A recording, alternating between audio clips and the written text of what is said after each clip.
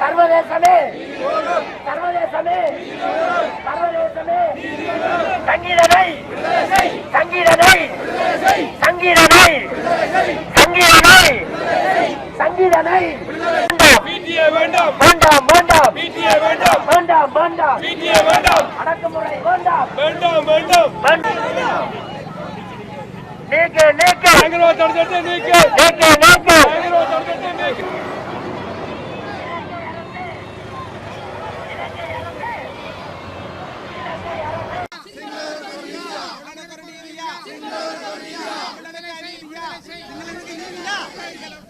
தமிழனுக்கு அநீதியா தமிழனுக்கு அநீதியா தமிழனுக்கு அநீதியா தமிழனுக்கு அநீதியா தமிழனுக்கு அநீதி. இளைஞர் இன்று நாங்கள் எங்களுடைய இளைஞர் ஒருவர் சங்கீதன் என்பவர் ஜனநாயக முறைக்கு முரண்பட்டு கைது செய்யப்பட்டு அவரை விடுதலை செய்ய வேண்டும் என்ற நோக்கத்தோடு அனைவரும் ஒன்று கூடி எங்களுடைய எதிர்ப்பினையும் எங்களுடைய ஆர்ப்பாட்டத்தினையும் காட்டிக் கொண்டிருக்கின்றோம்.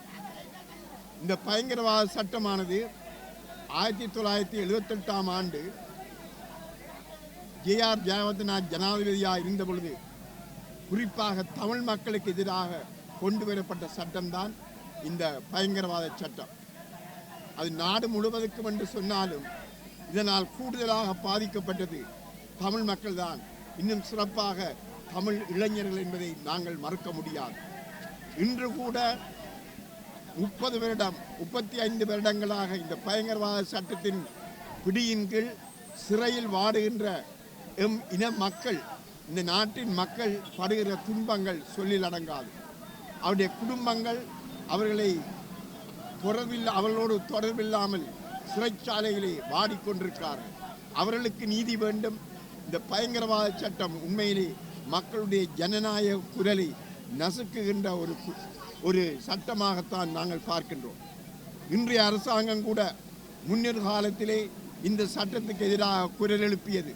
ஆனால் இன்று இதே அரசாங்கம் இந்த சட்டத்தை அமலில் கொண்டு வந்து மக்களை துன்புறுத்துவதை நாங்கள் ஏற்றுக்கொள்ள முடியாது. எனவே எமக்கு நீதி வேண்டும், எங்களுடைய மக்களுக்கு நீதி வேண்டும். அநியாயமாக கைது செய்யப்படுதல் நிறுத்தப்பட வேண்டும்.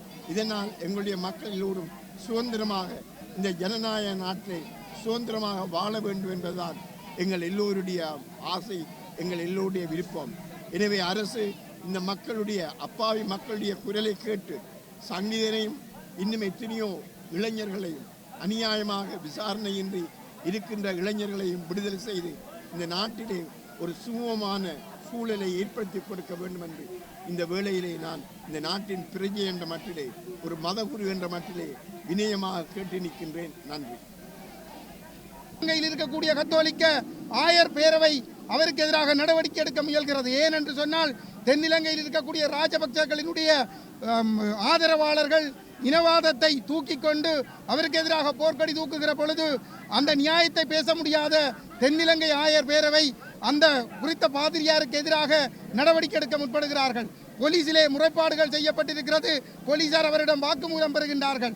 என்று சொன்னால், ஒரு பெரும்பான்மை இனத்தைச் சேர்ந்த ஒரு பாதிரியார் இந்த நாட்டிலே சக குடிமக்களுக்கு நடந்த உண்மையை வெளிப்படுத்தினால் அது பயங்கரவாதம் என்று இன்று இந்த அனுர அரசால் ஒரு விசாரணை என்ற கோணத்திலே அவருக்கு அச்சுறுத்தல் விடுக்கப்பட முடியும் என்று சொன்னால், இந்த 17 ஆண்டுகளிலே ஐக்கிய நாடுகள் மனித உரிமைகள் பேரவை ஊடாக தமிழ் மக்களுக்கு இலங்கை அரசு வழங்கியது என்ன என்கின்ற ஒரு பாரிய கேள்வி இருக்கின்றது. எங்களுடைய மக்கள் புரிந்து கொள்ள வேண்டும்.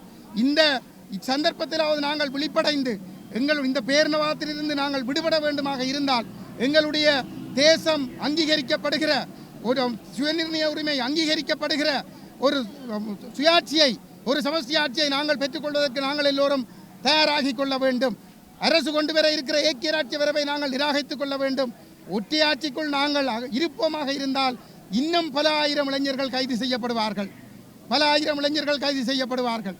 ஆகவே நாங்கள் எல்லோரும் இந்த இடத்துல இந்த யதார்த்தத்தை விளங்கிக் கொண்டு தொடர்ந்து இந்த சங்கீதன் உட்பட அரசியல் கைதிகளுடைய விடுதலைக்காக போராடுகின்ற அதே நேரத்திலே ஒரு நிரந்தர அரசியல் விடுதலைக்காகவும் நாங்கள் எல்லோரும் எங்களை தயார்படுத்திக் கொள்ள வேண்டும் என்று இந்த இடத்திலே கேட்டுக்கொள்கிறேன். நன்றி. இங்கே சங்கீதன் என்ற ஒரு தம்பியை பாடலை பாடியதற்காக கைது செய்திருக்கின்றார்கள். ஆகவே இங்கு சுதந்திரம் மறுக்கப்பட்டது என்பதை அப்பட்டமாக தெரிகின்றது. ஆகவே இந்த இனத்தின் மேல் திணிக்கப்பட்ட இந்த பயங்கரவாத தடை சட்டம் தமிழர் இனத்தை வெகுவாக பாதித்திருக்கின்றது. அனைவரும் அறிவீர்கள். ஆகவே இந்த ஆர்ப்பாட்டம் இன்று இந்த சங்கீதனை விடுதலை செய்வதற்காகவும் ஏனைய இளைஞர்களை கைது செய்யாமல் இருப்பதற்காகவும் நாங்கள் இந்த ஆர்ப்பாட்டத்தை மேற்கொண்டிருக்கின்றோம். பெருந்திரளான மக்கள், பெருந்திரளான இளைஞர்கள் இந்த இடத்தில் கூடியிருக்கின்றார்கள். ஆகவே இந்த சங்கீதனை உடனடியாக விடுதலை செய்ய வேண்டும். அனுர அரசு அதற்கு கருணை காட்டி இந்த இனிவரும் காலங்களில் இப்படிப்பட்ட கைதிகள் இடம்பெறக்கூடாது. அவரை விடுதலை புலிகளை மீளுருவாக்கம் செய்யப்பட்டதாக கூறித்தான் கைது செய்தார்கள். அவர் பாடிய பாடலில் விடுதலை புலிகளை பற்றியோ அல்லது தேசிய தலைவரை பற்றியோ எந்த வரிகளும் அது இருக்கவில்லை. ஆகவே சங்கீதன் என்பவரை உடனடியாக விடுதலை செய்ய வேண்டும். இனிவரும் காலங்களில் ஏனைய இளைஞர்களுக்கும் இப்படிப்பட்ட ஒரு நெருக்கமாறம் வரக்கூடாது என்பதை கேட்டுக்கொண்டு நான் விடைபெறுகின்றேன். நான் கிளிநொச்சி மாவட்டத்தின் வட்டார சங்க தலைவர்.